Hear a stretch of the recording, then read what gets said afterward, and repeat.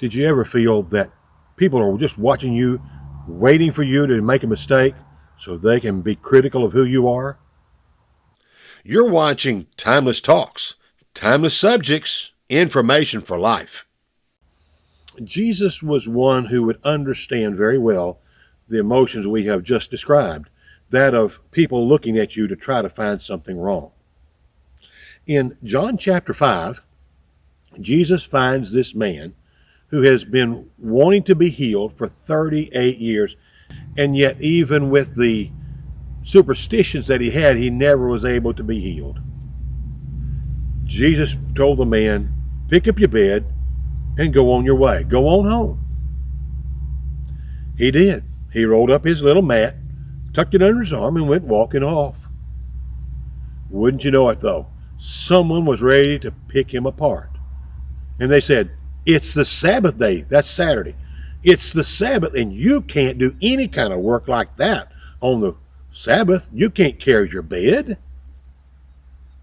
It's like they missed the whole idea that he had been an invalid for 38 years, and they recognized him, and yet they looked right past the great, big, wonderful, good thing that had happened to him so that they could pick apart his religious infidelity? No. How that he wasn't observing every law that they had created. Well, they were on the man's case for a little while, but the man was honest and said, well, the man who healed me told me to pick up my bed and walk, so I did. Well, they went and began to look, wanting to know who that man was, and the invalid didn't know. Jesus found the man later and told that man, don't sin anymore, just so that something worse than what you've already had comes on you as a result. The man learned who Jesus was and went and reported that to the Jewish leaders, the Jewish religious leaders who had not seen the obvious and found the nitpicking thing. But they weren't after the invalid. They were after Jesus. And this is why the Jews were persecuting Jesus, because he was doing these things on the Sabbath. Chapter 5, verse 16 says, but Jesus answered them, saying, my Father is working until now, and I am working. This is why the Jews were seeking all the more to kill him, because he not only was he breaking the Sabbath, but he was even calling God his own Father, making himself equal with God.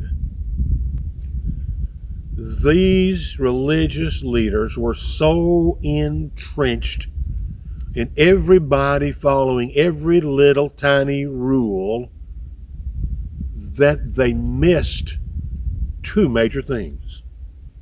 They missed the fact that a man had been given life and pleasure and be able to have an ordinary life again. But they were critical of Jesus having done this to him on their rest day, the Sabbath. And then when Jesus, who has now proven that he is God in the flesh by healing a man who's been an invalid for 38 years, he's proven that he is God's son. Now when he states it, that makes them mad.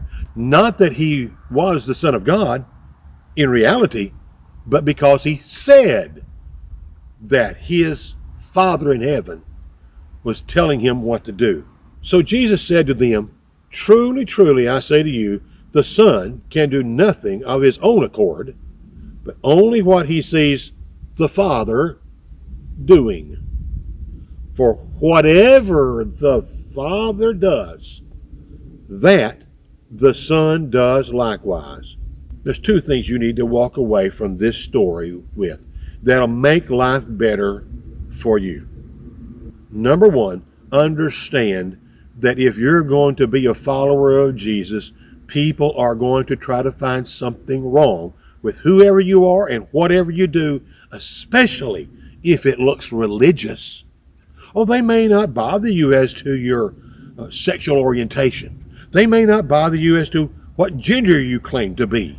They may not bother you as to your political preferences. But this one thing they'll do. If you stand and act like Jesus does, they're going to come looking for you. Okay? You've been warned now. Number two, you need to understand this, that Jesus did something very, very simple.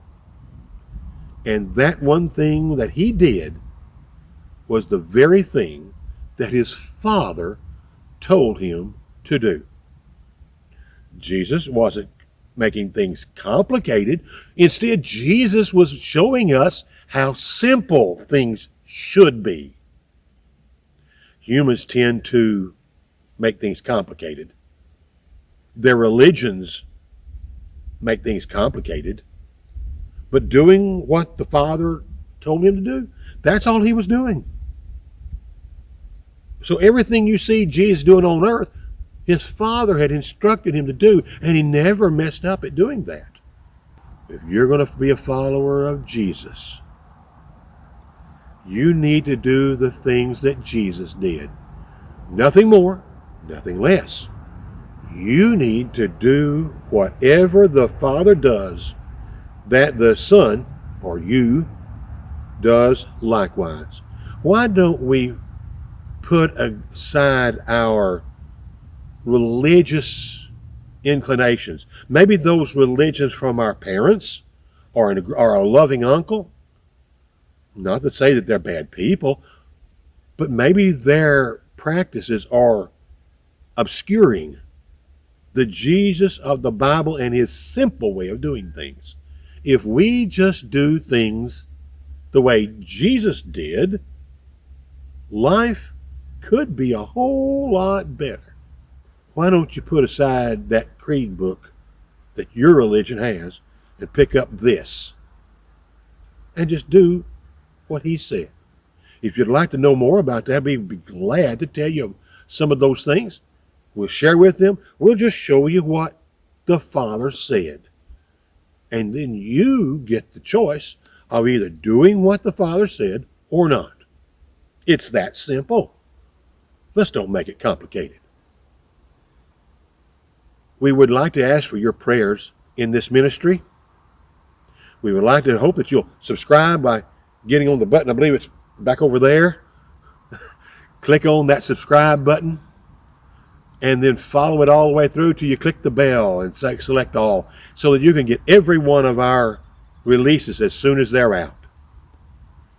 We hope that you'll continue to pray for this ministry, and we look forward to serving you more in the near future. If you've got a prayer request, please send that prayer request to prayer@timelesstalks.net.